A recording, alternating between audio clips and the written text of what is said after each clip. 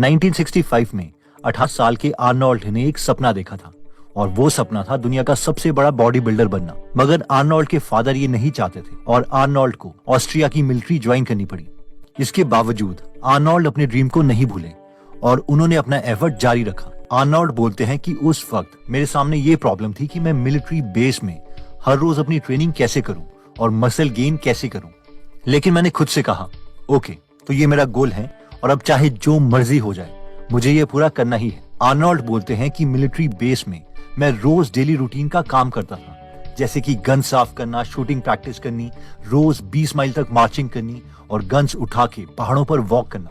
Even कि हर रोज सुबह 5 बजे हैवी शूज पहन के और बैग लेकर वो रनिंग भी करते थे। अब जब रात को मिलिट्री बेस में मेरे साथ वाले साथी जब थक के सो जाते थे, तब मैं सुबह और जल्दी उठ के अपने सिटअप्स, चिनअप्स और पुशअप करता था।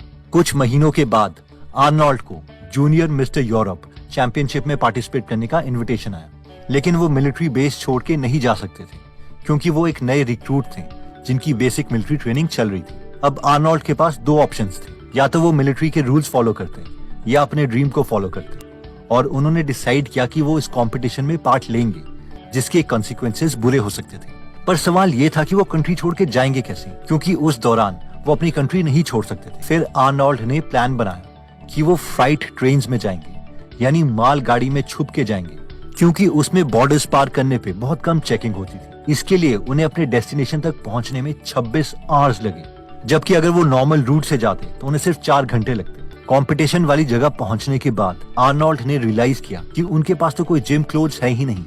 इसलिए जैसे ही उनसे लाइटर वेट कैटेगरी वालों की पोजिंग खत्म हुई तो उन्होंने एक लड़के से रिक्वेस्ट करी कि वो उन्हें अपने ट्रंक्स यानी पोजिंग अंडरवेयर दे दे, और उन अंडरवेयर्स को पहन के ही वो स्टेज पर उतर गए।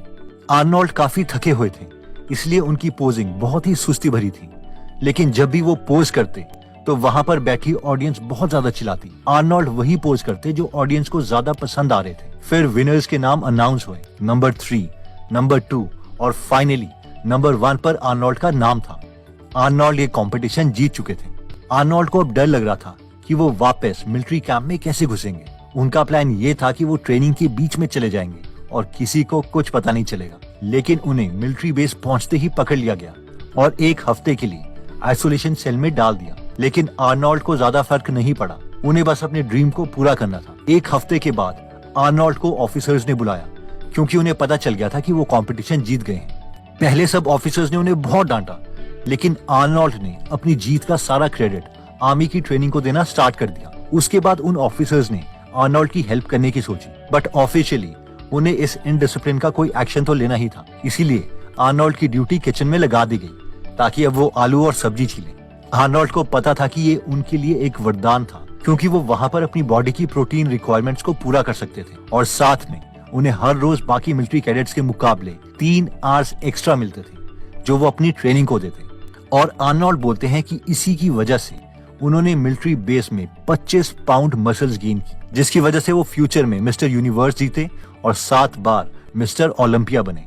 तो पॉइंट नंबर 1 कहता है it's the bold who wins, यानी सपने तो बहुत देखते हैं, लेकिन जो अपने ड्रीम्स पूरे करने के लिए एक्स्ट्रा मेहनत करते हैं, बोल्ड स्टेप्स लेते हैं, जीतते वही हैं। ना जाने और कितने कैडेट्स होंगे आर्नोल्ड के साथ जिनके सपने कुछ और होंगे, लेकिन हम सबने आर्नोल्ड का नाम सुना है, ना कि किसी और का, क्योंकि उन्होंने बोल्ड एक्शन लिए थे। नेक्स्ट पॉइंट कहता है कि ट्राई डिफरेंट थिंग्स। क्या आपने कभी डिटेल में सोचा है कि क्यों एक कंपनी या इंसान बहुत ज्यादा ग्रो कर लेते हैं लेकिन बाकी कंपनीज और बाकी लोग उतने ज्यादा ग्रो नहीं कर पाते? इसका आंसर सिंपल है, they keep on trying new things. दुनिया के सबसे अमीर इंसान जिन्होंने अपनी हाई पेइंग फंड मैनेजर की जॉब छोड़ के अमेज़न कंपनी खोलने के लिए एक बोल्ड स्टेप तो लिया, लेकिन इसके बावजूद वो एक्सट्रीमली सक्सेसफुल तब बने क्योंकि उनके पास दूसरी क्वालिटी और वो थी ट्राई डिफरेंट थिंग्स। अमेज़न के बारे में हमें से मैक्सिमम लोग सोचते हैं कि ये एक के बाद एक फेमस नई बिजनेस लाइंस लॉन्च करता रहता है। क्या लकी लोग हैं यार। और ये सच भी है, क्योंकि अमेज़न के ई कॉमर्स बिजनेस के अलावा अमेज़न के बहुत से और फेमस बिजनेसेस भी हैं, जैसे कि Amazon Kindle, Amazon Audible, Amazon web services etcetera. लेकिन इन नए बिजनेसेस को खड़ा करने के लिए जेफ बेजोस ने बहुत सी नई चीजें ट्राई करी और बहुत से फेलियर्स को झेला। क्या आपने उनके इन प्रोडक्ट्स के बारे में सुना है, जैसे कि fire phone, Amazon destination, Amazon local, Amazon wallet, Amazon local register, Amazon music importer, Amazon test drive, web pay, endless etcetera. Most probably हम में से मैक्सिमम लोगों ने इन प्रोडक्ट्स के बारे में नहीं सुना हुआ। और अगर हम जेफ की माने तो उनके अकॉर्डिंग उनके इन फेल प्रोडक्ट की वजह से ही वो बाकी सक्सेसफुल बिजनेसेस खोल पाए। I've made billions of dollars of failures at Amazon.com. Literally billions of dollars of failures. Next point कहता है it's easy to have ideas. Jonathan Long जो कि उबर ब्रांड्स के फाउंडर हैं, वो कहते हैं कि जब मैं यंग था और इंटरनेट नया नया आया था, उस वक्त मेरे पास एक ब्रिलियंट आइडिया था और वो एक बहुत ही अच्छा आइडिया था।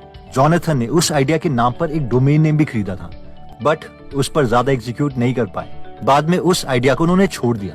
अब क्योंकि वो उस आइडिया पर काम नहीं कर रहे थे, इसलिए उन्होंने उस डोमेन नेम को रिन्यू भी नहीं करवाया। कुछ महीनों के बाद उस डोमेन नेम को किसी और ने खरीद लिया और जॉनथन वाले आइडिया को बहुत अच्छे ढंग से एग्जीक्यूट किया और उस कंपनी को $multi-million में बेचा। जॉनथन कहते हैं कि यही होता है, आइडियाज तो सबके पास है। मेरे पास भी वही आइडिया था और मेरे कॉम्पिटिटर के पास भी वही आइडिया था, लेकिन जीता वही जिसने एग्जीक्यूट किया। जेफ बेजोस का भी यही कहना है। आइडिया सोचना तो बहुत आसान है। बहुत से लोग बोल सकते हैं, हाँ यार अमेजॉन कंपनी कुछ नहीं करती, बस यहाँ का सामान वहां करती है।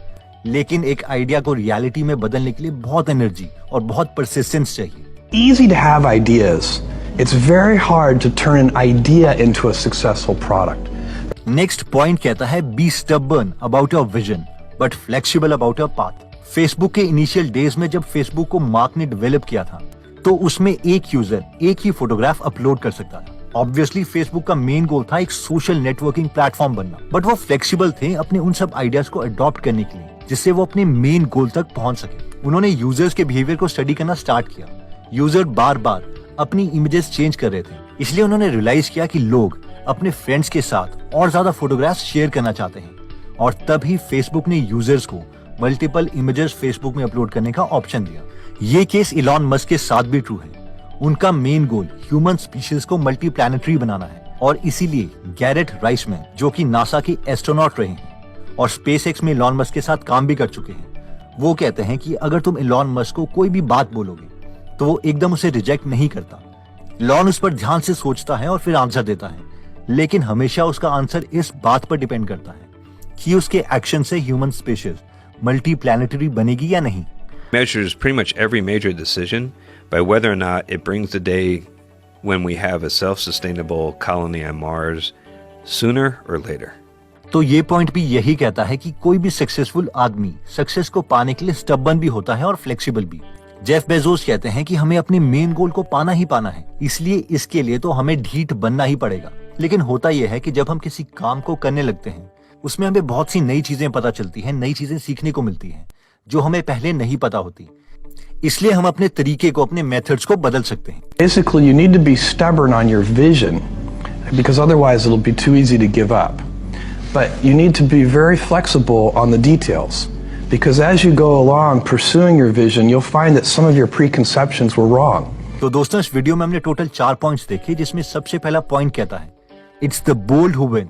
इस पॉइंट में हमने आर्नोल्ड श्वार्ज़नेगर की स्टोरी देखी थी कि कैसे बॉडी बिल्डिंग कॉम्पिटिशन में पार्ट लेने के लिए जो उनका सपना था, वो मिलिट्री कैंप से भी भाग गए थे और इवेंचुअली मिस्टर यूनिवर्स, 7 बार मिस्टर ओलंपिया, फेमस एक्टर और इवन कैलिफोर्निया के गवर्नर भी बने। नेक्स्ट पॉइंट कहता है ट्राई डिफरेंट आइडियाज। जब भी लोगों से पूछो कि अपने ड्रीम्स के लिए कुछ किया, तो वो एक ही आंसर देते हैं, हाँ यार हजारों बार ट्राई करके देख लिया, कुछ भी नहीं होता, किस्मत चाहिए भाई किस्मत। लेकिन रियलिटी में हमें पता है कि उन्होंने सेम चीज को मैक्सिमम 2 से 3 बार ही ट्राई किया है। लेकिन सक्सेस के चांसेस तब बढ़ते हैं जब हम नई नई चीजें ट्राई करते हैं। नेक्स्ट पॉइंट में हमने देखा था कि एग्जीक्यूशन इज एवरीथिंग, जिसमें हमने जॉनथन के एग्जाम्पल को देखा था कि कैसे 2 लोगों ने सेम आइडिया सोचा, दोनों ने सेम डोमेन ने भी खरीदा, लेकिन एक ने उस आइडिया को एग्जीक्यूट नहीं किया और हार मान ली, बल्कि दूसरे ने उसे बहुत ब्यूटीफुली एग्जीक्यूट किया और उस कंपनी को $multi-million में बेच दिया। नेक्स्ट पॉइंट में हमने देखा था कि be stubborn about the vision but flexible about the path, जिसमें हमने फेसबुक की केस स्टडी देखी थी कि वो अपने प्रोडक्ट को इवॉल्व करते रहे, अपने मेथड्स को चेंज करते रहे, लेकिन उन्होंने अपने मेन गोल को नहीं छोड़ा। इसलिए ये पॉइंट कहता है कि हमें इतनी जिद तो होनी चाहिए कि हम अपने मेन गोल को पा ही लें, लेकिन हम इतने फ्लेक्सिबल भी होने चाहिए कि अगर उस गोल को पाने के लिए हमें नई सोल्यूशंस पता चलते हैं तो हम उन्हें अडॉप्ट भी कर लें। दोस्तों अगर आप सोचते हैं कि एक्सपीरियंस्ड लोग जो अपनी फील्ड में बेस्ट हैं, उनके आइडियाज हमें इंप्रूव कर सकते हैं, तो हम रेकमेंड करेंगे कि आप उनकी बुक्स पढ़ें।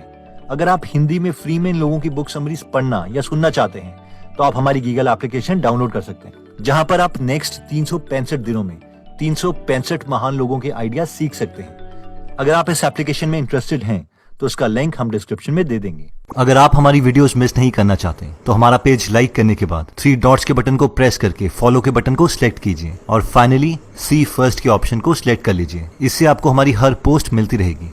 जय हिंद।